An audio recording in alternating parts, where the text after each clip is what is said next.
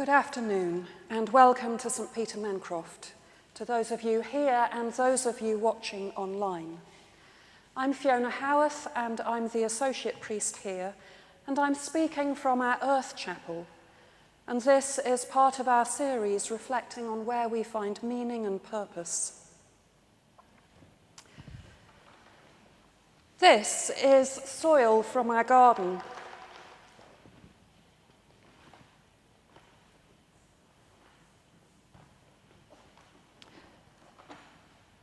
It's not particularly good soil. Our house was built on the site of a demolished church, and it sometimes seems that the best crops on offer are bits of flint, brick and tile, and various other bits of long-demolished building. The earth suffers from being built on. The soil is very dusty and thin, with very little organic matter. We cleared an area overrun by brambles earlier this year and planted some beans. We harvested a few, but it was a poor crop.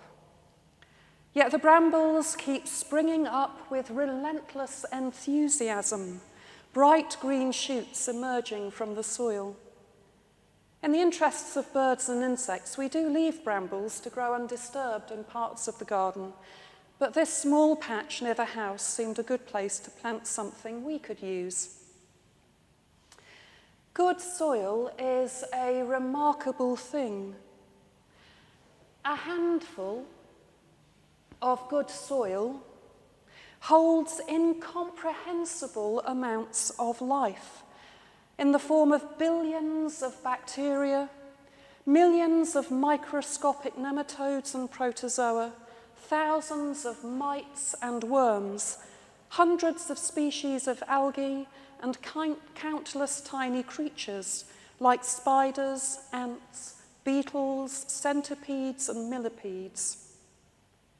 There is more life teeming in a handful of good soil than the total population of human beings who have ever lived on Earth. But good soil is in decline.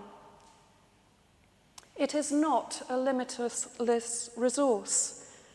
It took hundreds of thousands of years and great geological and climatic events to produce the rich soils of Europe and North America. Once the soil is destroyed, it is gone. No soil, no food, no us. During the last 150 years, the planet has lost half of its topsoil. Increasingly extreme weather events erode the soil, which is washed away in floods, or it dries and is blown away in droughts. Fertility of soils is declining. Delicate ecosystems are knocked out of balance by chemical fertilizers. Chemical fertilizers are good at supplying macronutrients like nitrogen and phosphorus, but they don't supply the vital elements needed in much smaller quantities like calcium, magnesium, zinc, sulfur, and selenium. Once these micronutrients are depleted, crop yields begin to decline and the quality of food suffers. A reference manual compiled by the British government shows that between 1940 and 1991, potatoes lost 47% of their copper, 45% of their iron, and 35% of their calcium. Figures for other vegetables are worse. We do not value soil. We do not love the dirt beneath our feet. We have treated it as a thing to be used and discarded. Think for a moment of those two words, soil and dirt. Think about the ways we use them. To be dirty is to be unclean, to be avoided, something to be got rid of or washed away. we speak of things being soiled and associate this with taint, pollution, immorality. Yet 1200 years before Christ, the Sanskrit scriptures reflected on our dependence upon the soil. They write, "Upon this handful of soil, our survival depends. Husband it, and it will grow our food, our fuel and our shelter, and surround us with beauty. Abuse it, and the soil will collapse and die, taking humanity with it." This understanding of our dependence upon the earth goes further in the oldest human language we know, Indo-European, which took the word for earth, dehn, and turned it into humus, human, and humble too. We have forgotten humility in our dealings with the earth. We come from the soil, as our scriptures make clear.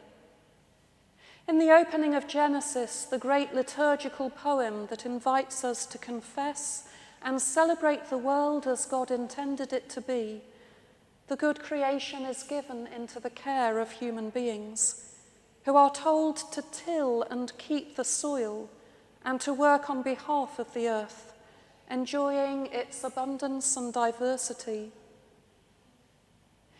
In the second chapter of Genesis, we are told that God fashioned the first human from the dust of the ground, breathing the breath of life into the soil creature's nostrils.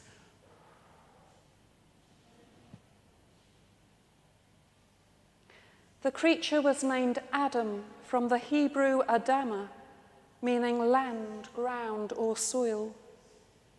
We are creatures of the earth, into whom God has breathed life. In Hebrew, hava, meaning breath or life, from which we get the name Eve. We are animated soil. So how do we reflect on the earth? In the Judeo-Christian tradition, time and again, scriptures assert that land is good. Many of the Psalms tell us that the earth is God's and all that is in it, all created and sustained by God's care. When Moses encountered God in the burning bush, he was told to take off his sandals, for the ground on which he stood was holy ground.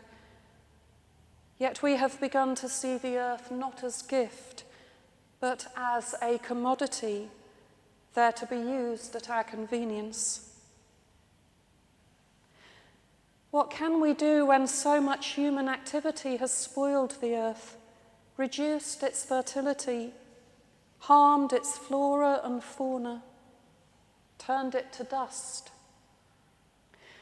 Well, the good news is that soil has the capacity to recover with good and wise care. Isabella Tree, in her book Rewilding, The Return of Nature to a British Farm, recounts the impact of allowing the earth to return to its natural state, the burgeoning of the soil and the wildlife it supports. There is a sense in which the earth on which we stand, so long taken for granted, is a mystery to us, an unexplored territory that we are only now beginning to discover. Science is beginning to uncover the complexity of life within the soil, the way in which soil organisms interact with each other, and the way in which they contribute to the health of plants, and so to all the life that depends on them. There are enormous benefits to the careful, sustainable management of soil. Allowing the mysterious network of microscopic organisms to do their work frees up essential elements in forms that plants can absorb, improving food quality. There is also huge potential for capturing and storing the carbon dioxide we pump into the environment in soil that is managed for sustainability and returned to its natural state. The American poet-farmer Wendell Berry said, "There are no unsacred places. There are only sacred places and desecrated places." Perhaps all earth is a sacrament. Perhaps we all need to be more attentive to the earth beneath our feet, to notice the soil and to be thankful for it. Beneath us, sustaining us, giving us life, is holy ground.